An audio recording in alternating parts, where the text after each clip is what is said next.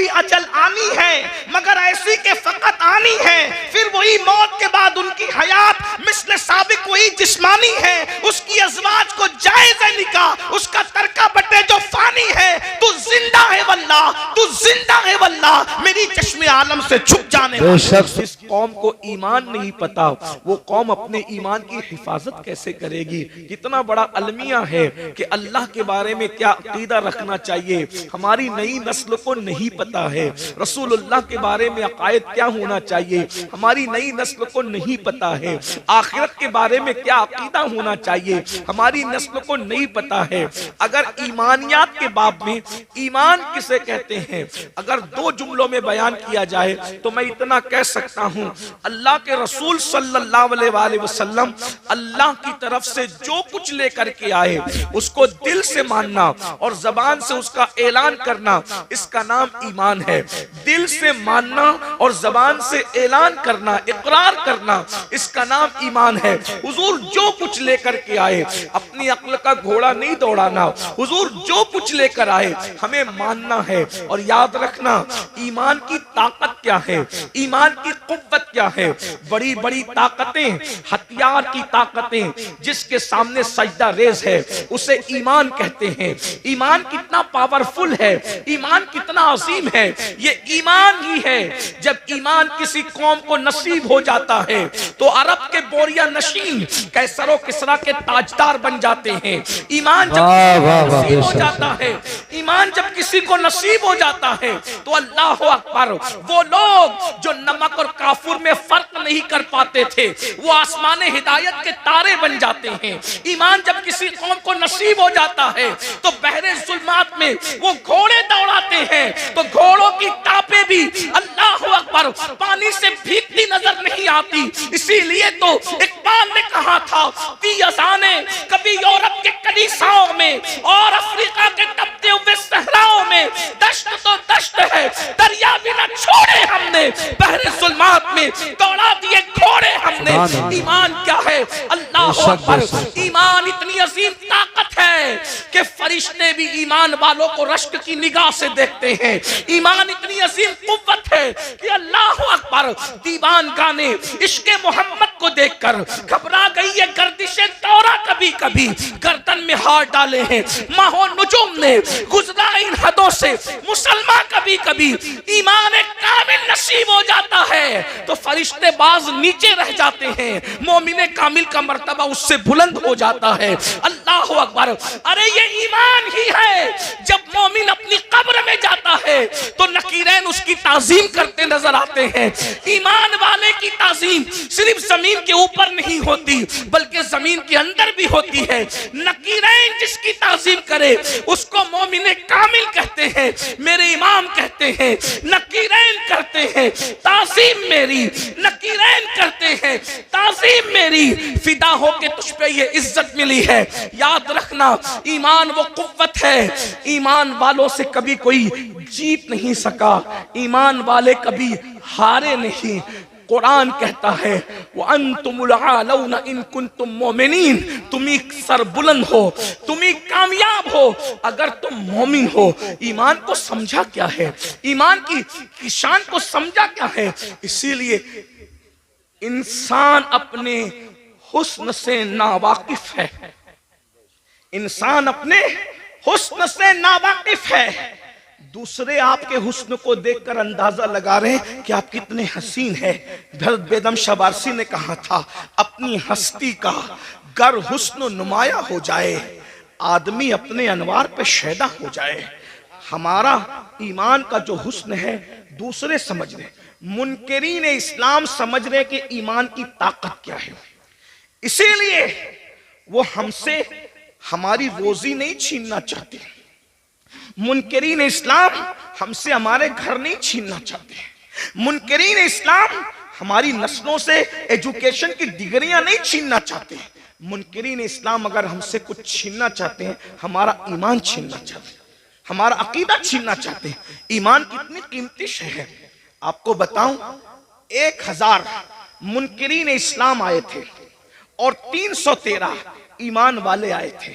1000 मुनकिरीन इस्लाम ताकत लेकर आए कुव्वत लेकर आए, तलवार लेकर आए, पेट भरे हुए आए, नाचने वालियों को साथ लेकर आए, गाने वालियों को साथ लेकर आए और अपने मनसब मर्तबे और मकाम को साथ लेकर आए। वो कोई छोटे मोटे लोग नहीं थे जो मुनकिरीन इस्लाम थे, मक्के की तरफ से आए थे। लेकिन 313 ईमान वालों ने क्या किया पता है? 313 ईमान वालों ने उन 1000 लोगों को धूल चटा दिया। और आपको क्या पता ईमान की ताकत क्या है? जिस वक्त अल्लाह ने हजरत इंसान को बनाया तो उस वक्त तो हजरत फरिश्तों ने कहा कि ये जमीन पे जाके खून रेजी करेंगे। पता चला खून बहाना फरिश्तों को पसंद नहीं। उनकी आदत क्या है? सिर्फ तस्बीह और तहलील करना, सिर्फ तस्बीह करना, तहलील करना। उनको मारना पीटना पसंद नहीं है।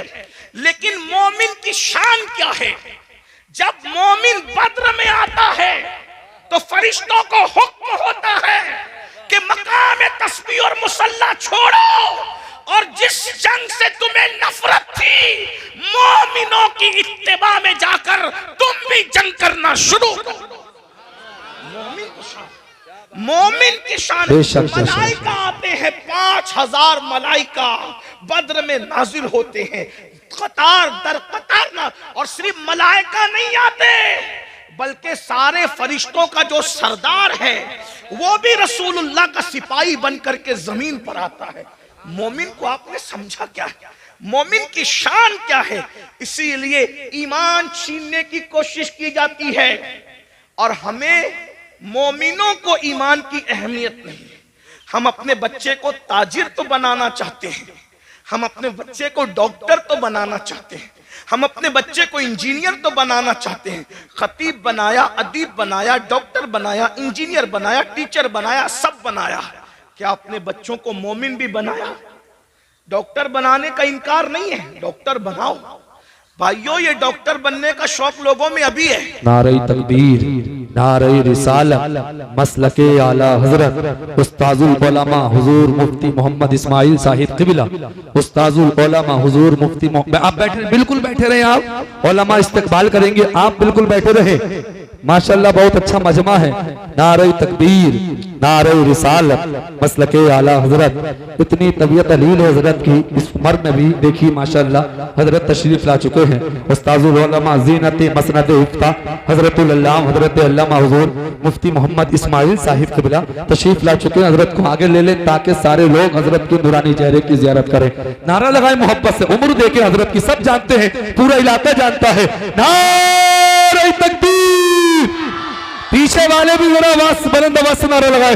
नारे तकबीर, नारे रिसालत, मसलके आला हजरत हुजूर मुफ्ती इस्माइल साहिब क़िबला, हुजूर सय्यद अमीनुल कादरी साहिब क़िबला, उलमाए अहले सुन्नत। सुभान अल्लाह। माशाअल्लाह।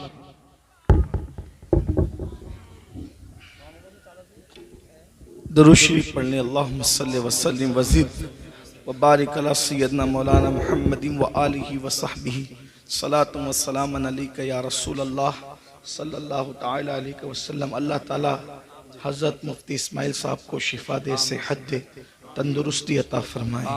इस हालत में भी वो तशरीफ़ लाए हैं। ये हमारे बुजुर्गों का खुलूस है, इखलास है। दुरूद शरीफ एक बार पढ़े, मैं गुफ्तगू आगे बढ़ाता हूँ। रब्बे सल्ले व सल्लिम दाइमन अबदा अला हबीबिका खैरुल खल्क़ि कुल्लिहिम सलातु व सलामुन अलैका या जद्दल हसन वल हुसैन व अला आलिका व अस्हाबिका या जद्दल गौसस सकलैन। तो डॉक्टर बना रहे, टीचर बना रहे, इंज सब बना रहे, इनकार नहीं। बनाइए। दुनिया में डॉक्टर बनने का शौक अभी पैदा हुआ। मुसलमान उस वक्त साइंसी उलूम का इंकिशाफ कर रहे थे जब लोग साइंस से नावाकिफ थे। इसका सबूत अगर देखना है तो आप कुरान की उन आयात को पढ़ करके देखें जो साइंसी उलूम का इंकिशाफ करती नजर आती। इसीलिए आज जितने साइंसदां हैं, कोई ये नहीं कहता कि हम सर्च कर रहे हैं। पढ़े लिखे लोगों की तवज्जो चाहता हूं। आज कोई साइंसदां ये नहीं कहता कि हम सर्च कर रहे हैं। हर साइंसदां क्या कहता है? हम रिसर्च कर रहे हैं। तो रिसर्च का मतलब क्या है? पहले जो सर्च हो चुका, रिसर्च उसी का तो होता है। इसका मतलब साइंस आज भी ये मानने को तैयार है कि पहले किसी ने सर्च किया था, उसी की रिसर्च हम कर रहे हैं। तवज्जो फरमाएं। तो ये सर्च किसने किया? ये सर्च किसने किया? आप कुरान उठाकर देखें ना, तो पता चलेगा मां के पेट में बच्चा कब किस वक्त किस शक्ल का होता है। हर मजहब खामोश है। अगर कोई जवाब दे रहा है वो इस्लाम है और सिर्फ इस्लाम है। सुभान अल्लाह, सुभान। आप देखें ना, ये जो सर्च पेश है, आज लोग रिसर्च कर रहे हैं। सर्च तो हमने किया है, तलाश तो हमने किया है। अल्लाह अकबर। इसी तरीके से फिरौन की मम्मी के बारे में, उसकी लाश जो म्यूजियम में पड़ी हुई है, उसके बारे में जब पीएम किया गया तो डॉक्टर और साइंसदान इस नतीजे पे पहुंचे कि ये समुंदर में डूब करके मरा है। ये रिपोर्ट थी उसके पीएम की, लेकिन सोचा कि आखिर ये डूब के मरा, समुंदर में डूबने वाला बाहर कैसे निकल सकता है। सारे मजाहिब की किताब खामोश थी। इस्लाम ने कहा, कुरान ने कहा कि हमने तेरी लाश को इसलिए बचाया ताकि हम तुझे लोगों के लिए इबरत बना दें।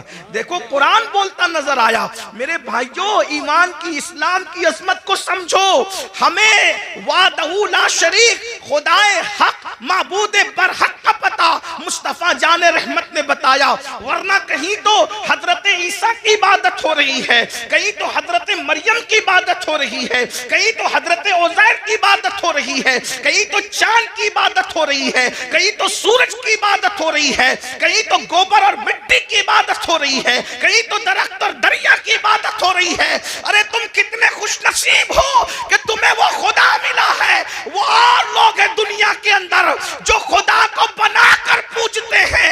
लोगों का खुदा वो है जो लोग बनाते हैं। मुसलमानों का खुदा वो है जिसने कुन कहकर कायनात को जिंदाबाद, जिंदाबाद, नारे तकबीर, नारे रिसालत। लोगों का खुदा वो है जिसकी तस्वीर बनती है। मुसलमानों का खुदा वो है जो तसव्वुर में भी नहीं आता।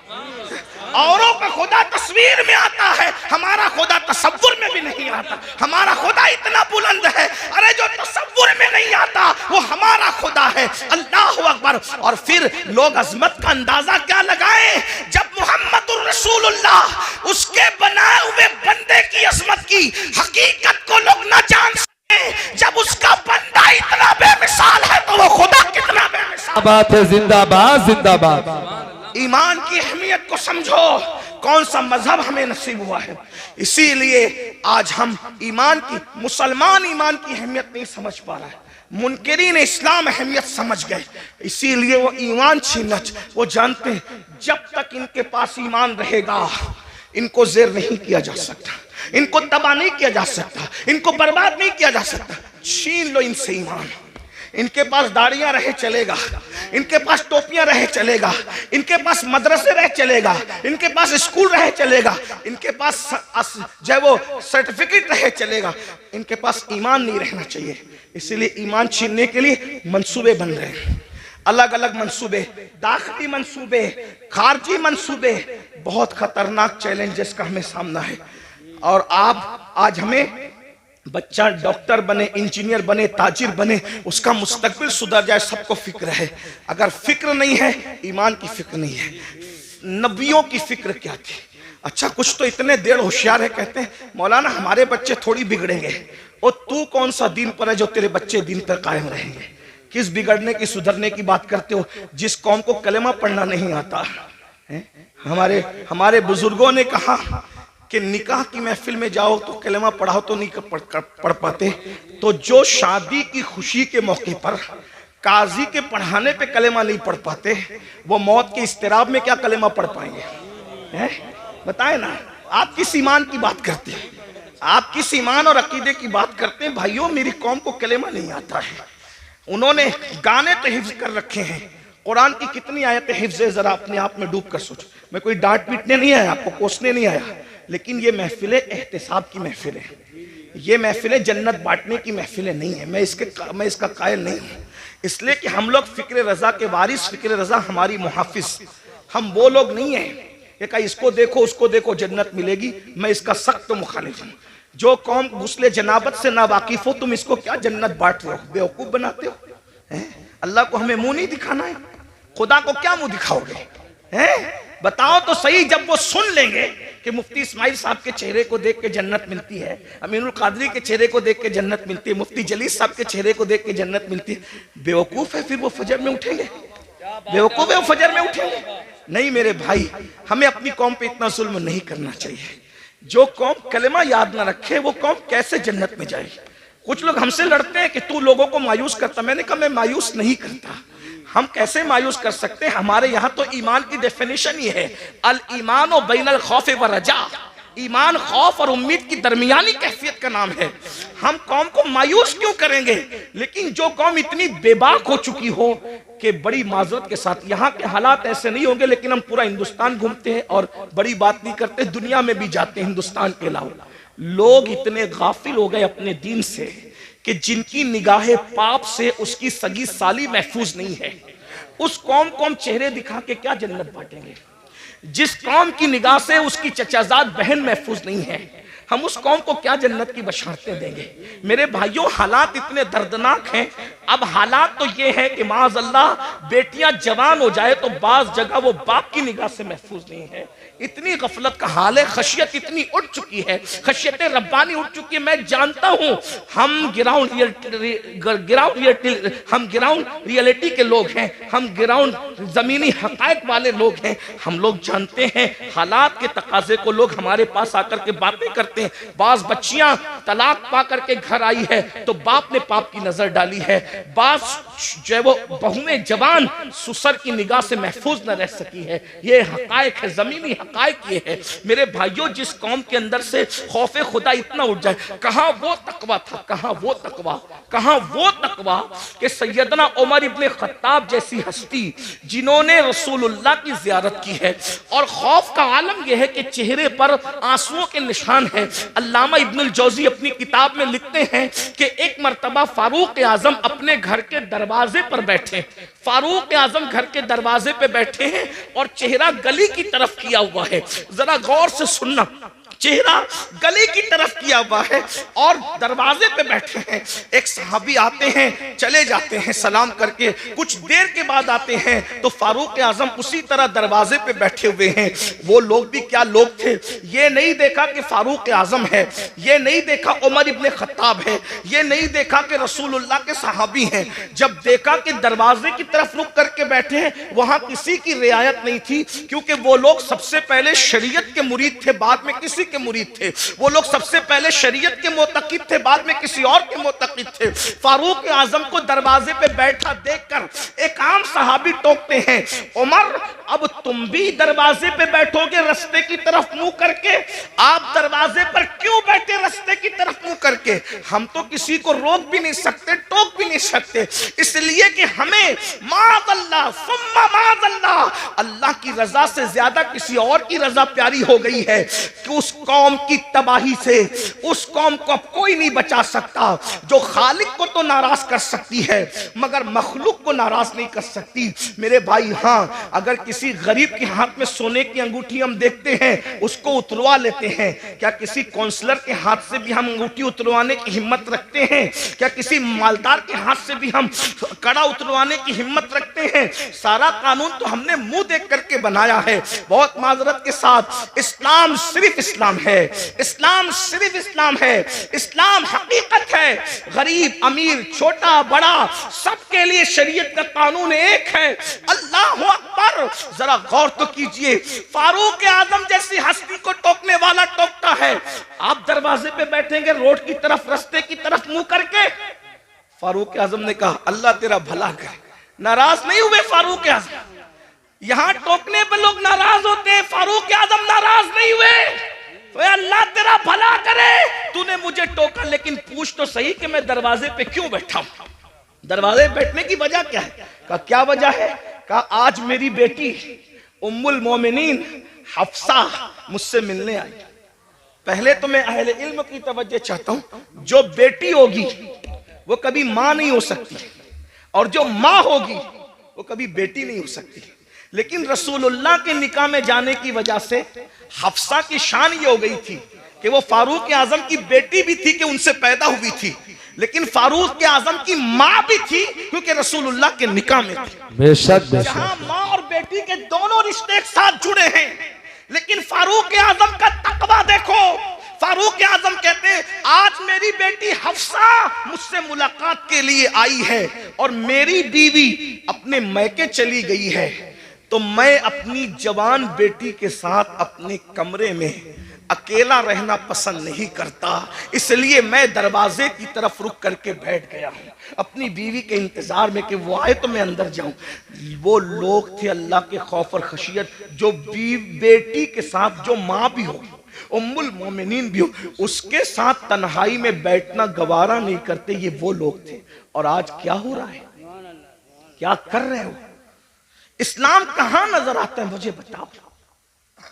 वो कौम ईमान को तहफ्फुज कैसे दे सकती है जिसके पास ईमान की कोई अहमियत ही नहीं। आओ नबी की फिक्र देखो। कुरान ने एक नबी की मौत का जिक्र किया। पहले तो ये सुन ले कि हम अहले सुन्नत के बारे में लोग बकवास करते हैं, कहते हैं ये लोग नबी की मौत नहीं मानते। मैंने कहा झूठ है, हम अल्लाह के सिवा सबकी मौत मानते हैं।